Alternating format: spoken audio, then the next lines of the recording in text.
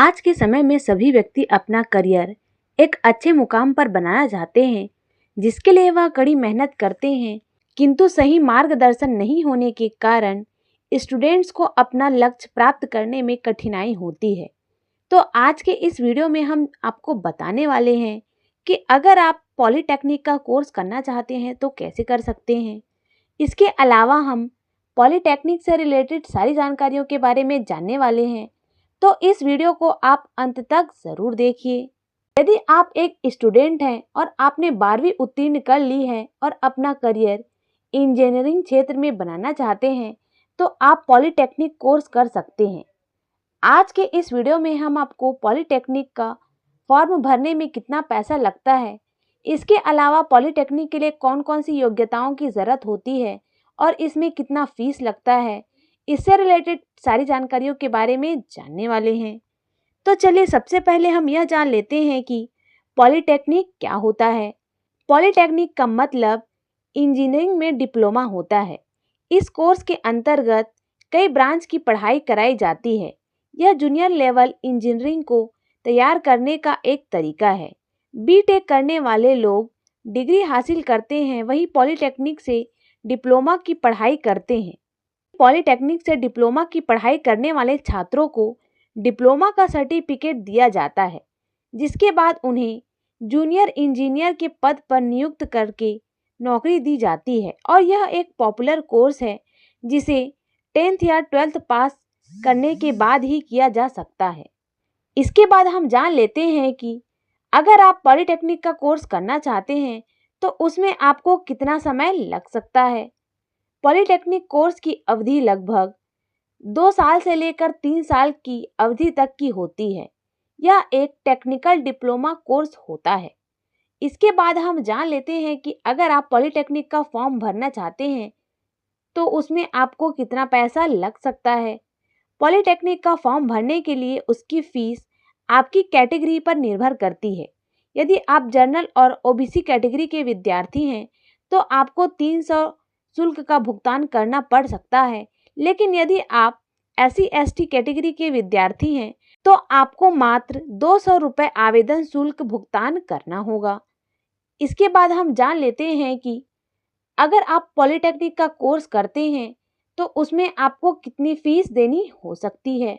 Polytechnic course की fees आपके द्वारा चुने गए शिक्षण संस्थान पर निर्भर करती है। यदि आप सरकारी कॉलेज में एडमिशन प्राप्त कर लेते हैं तो आपको 18,000 से लेकर 22,000 रुपये प्रति वर्ष तक फीस का भुगतान करना पड़ता है। किंतु यदि आप किसी प्राइवेट कॉलेज में एडमिशन लेते हैं तो आपको 30,000 से लेकर 50,000 रुपये प्रति वर्ष तक फीस का भुगतान करना पड़ता है। यह एक अनुमानित आंकड़ा है। फीस से संबंधित और जानकारी के लिए आप कॉलेज में जाकर पता भी कर सकते हैं।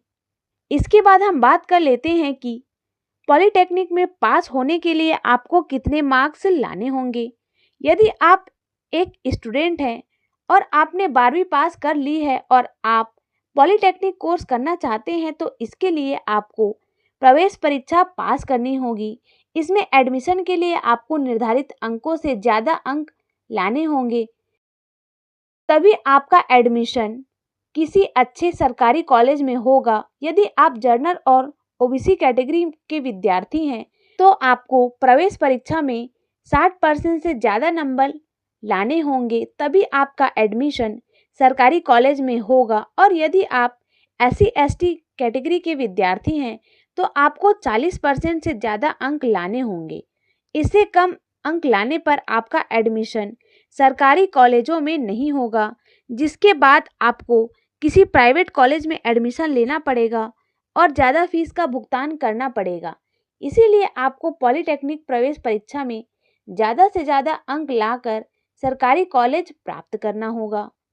इसके बाद हम बात कर लेते हैं कि अगर आप पॉलिटेक्निक कोर्स करना चाहते हैं तो उसके लिए कौन कौन से ऐसे कॉलेजेस हैं जहां जाकर आप पॉलिटेक्निक का कोर्स कंप्लीट कर सकते हैं, जिसमें से पहला कॉलेज है गवर्नमेंट पॉलिटेक्निक कॉलेज मुंबई, दूसरा है SH Jondhale polytechnic Thane college, तीसरा है VPM पॉलिटेक्निक ठाणे कॉलेज, चौथा है Vivekanand education society polytechnic Mumbai.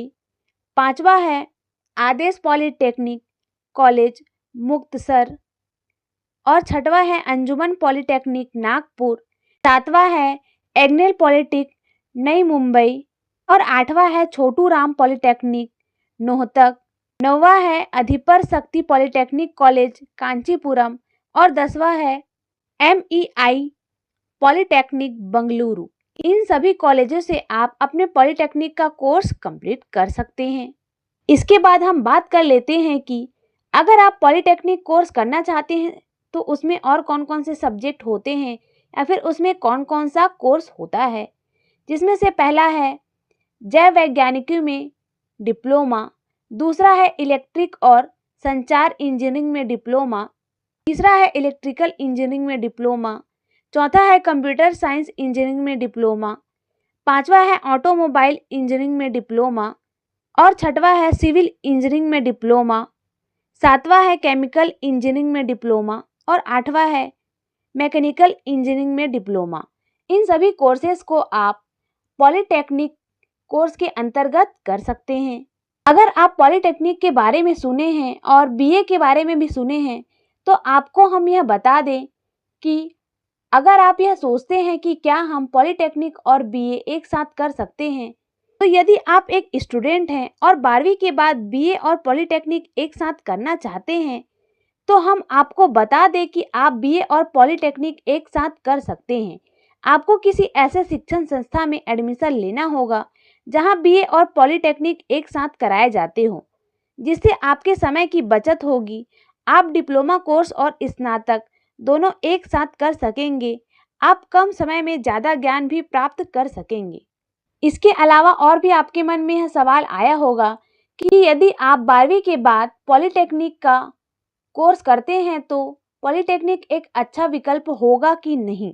यदि आप एक स्टूडेंट हैं और आप 12वीं पास कर चुके हैं और आप सोच रहे हैं कि 12वीं के बाद क्या करें, तो आप पॉलिटेक्निक कोर्स कर सकते हैं। यह एक बहुत ही अच्छा करियर विकल्प है जिसे 12वीं के बाद किया जा सकता है। पॉलिटेक्निक करने के बाद आपको हाई सैलरी वाली जॉब अपॉर्चुनिटीज मिलती है, जिससे आप कम समय में ही अपना करियर बना सकते हैं। इसके बाद हम जान लेते हैं कि अगर आप पॉलिटेक्निक का कोर्स करते हैं तो उसके बाद आपको कितनी सैलरी मिल सकती है। किसी भी कोर्स या जॉब को करने से पहले व्यक्ति के मन में उससे मिलने वाले वेतन के बारे में जानने की जिज्ञासा होती है। तो हम आपको बता दें कि पॉलिटेक्निक कोर्स करने के बाद आपको प्राइवेट सेक्टर और गवर्नमेंट सेक्टर दोनों में ही हाई सैलरी वाली जॉब मिलने की संभावना होती है। यदि आपकी जॉब सरकारी लगती है तो आपको लगभग 40,000 से लेकर 50,000 रुपये तक वेतन प्रति माह मिल सकती है। और यदि आप किसी प्राइवेट सेक्टर में जॉब करते हैं तो आपको लगभग 15,000 से लेकर 25,000 रुपये तक की सैलरी प्रति माह मिल सकती है। और आपके अनुभव बढ़ने के साथ ही आपकी सैलरी में भी बढ़ोतरी हो सकती है। तो मैं आशा करती हूँ कि आपको यह वीडियो अच्छा लगा होगा और अगर आपको पॉलिटेक्निक बनने से रिलेटेड यह जानकारी अच्छी लगी है तो इस वीडियो को लाइक करें, अपने दोस्तों के साथ इसे शेयर करें और आगे आपको कौन से टॉपिक पर वीडियो चाहिए उसको भी आप हमें कमेंट में बताते रहें। वीडियो देखने के लिए आपका धन्यवाद।